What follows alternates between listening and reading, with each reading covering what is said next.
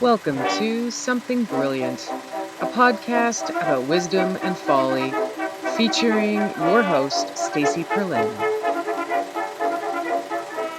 Hi there, Stacey here. Welcome back to Something Brilliant, a podcast about the magic in the mundane. We are here for episode 5. It's a little bit more of a ramble this time, less structured than the last one. Today I'm going to talk about where I find myself on the precipice, which is why it's been a while since I've recorded an episode of the podcast. Going through house cleaning, if you will, to get a sense of what I'm going to be able to take with me moving forward, and the stuff that I have to leave behind. Still very much in the throes of that process. We have a new moon tomorrow, which is energetically supportive of this process, which I'm grateful for. Ultimately, I will be, a very different person, in as much as I've already become a very different person from the person I used to be. Being able to embrace whatever life throws at you in a gesture of gratitude, because we're on that path that says, or I find myself on the path wherein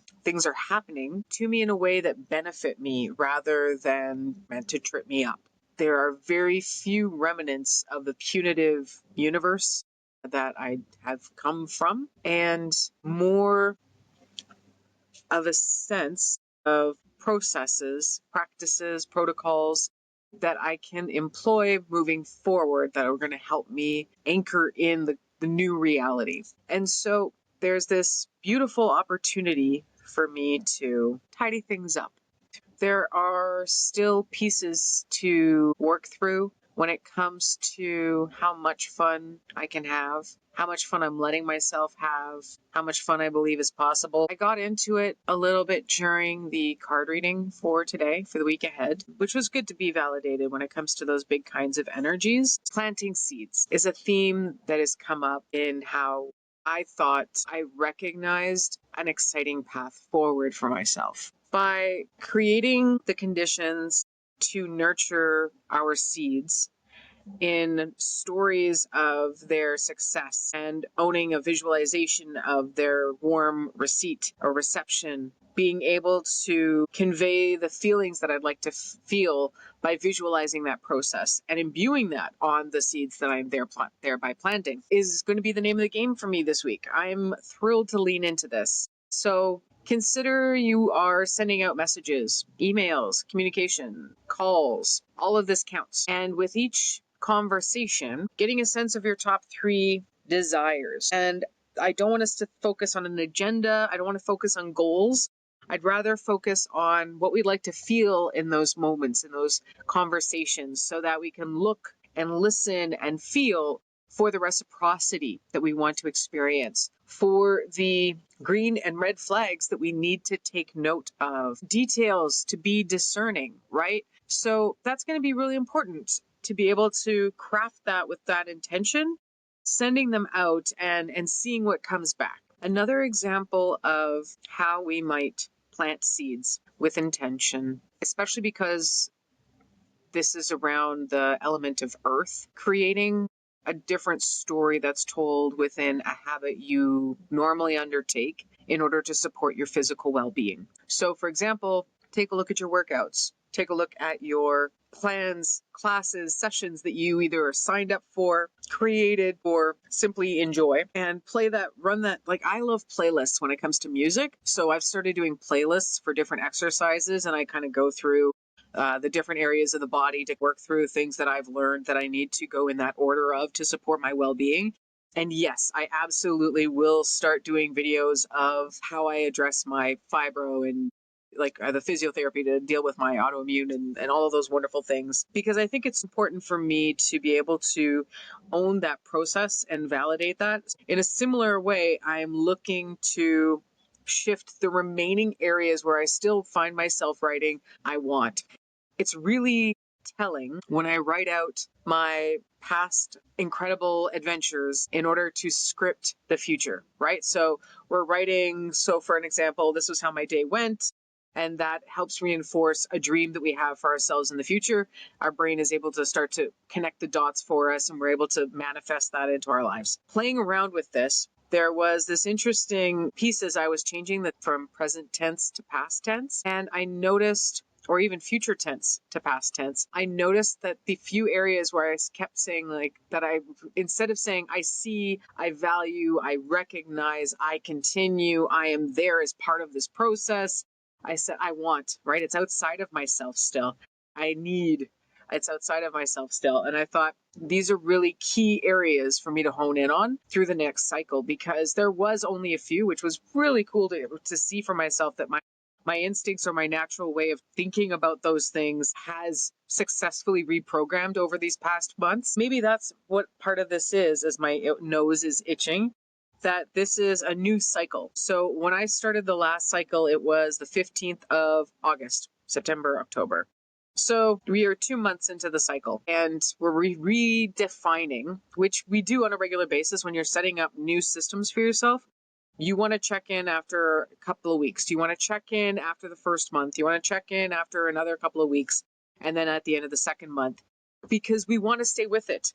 This is how we are able to stay consistent, by acknowledging what has been going right and understanding where we need to step up so that we can continue to align with the new behaviors, with the new ways that we spend our time and energy, our attitudes and beliefs. Okay, so in order for this next piece to occur, we need to experience the tension that comes with moving away from things that we love, even though they might not be the right people, places, and situations that we are able to continue to maintain in the next iteration. The clearer we get of a vision of ourselves on the other side of whatever we're working through right now, the more we understand what unable to carry forward, because the more we understand who we need to be, the more we understand who we can't be or who will hold us back. And so it's this super compassionate, intentional conversation that we get to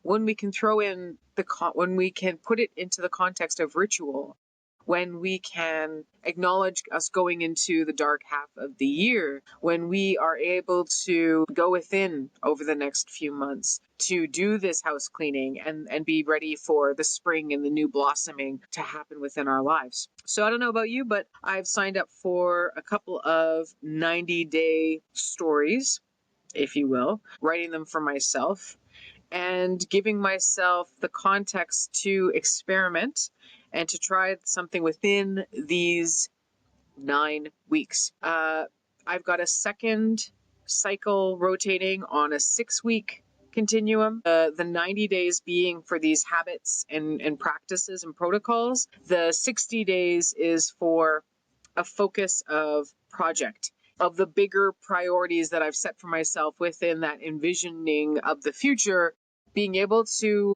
focus so that I'm not trying to do everything at the same time, but one major piece, one major mover, and make that the dominating aspect of my time.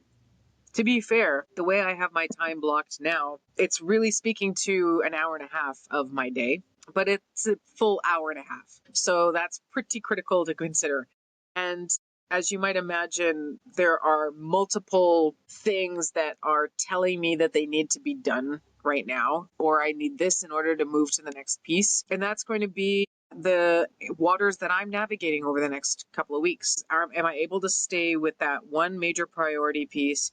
Am I going to reinforce the process and the protocols in a way that allow me to be open to receiving and to be flexible in how things are aligning and being attracted and attuned to my day-to-day existence? This is the adventure. This is the dream. I need to go within in order to validate for myself on a regular basis that I am okay, that I am safe, and that this is exactly where I'm supposed to be when I am supposed to be here. I think there was a piece earlier I was thinking of to myself where it was gone through the dance and wooing myself in the courtship to the dance to being a lover of life, because that's when things get really messy and we get to really see where people are.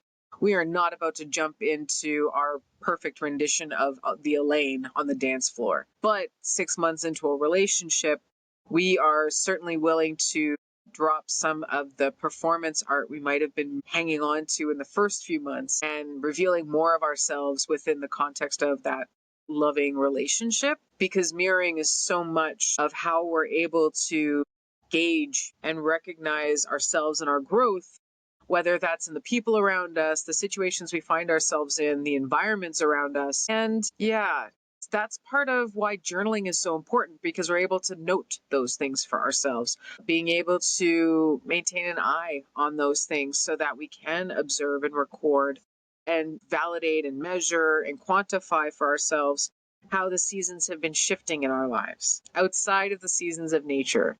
How has your life been shifting in seasons of growth, of letting things go, where the leaves in our lives are turning brown, maybe on certain memories or things that we used to do to fill the time, right? Remind ourselves gently, myself included, that as trees lose their leaves, they pull all of their energy in towards the center, and they are the strongest they will be that year. We got this. It's going to be okay. It's going to be better than okay.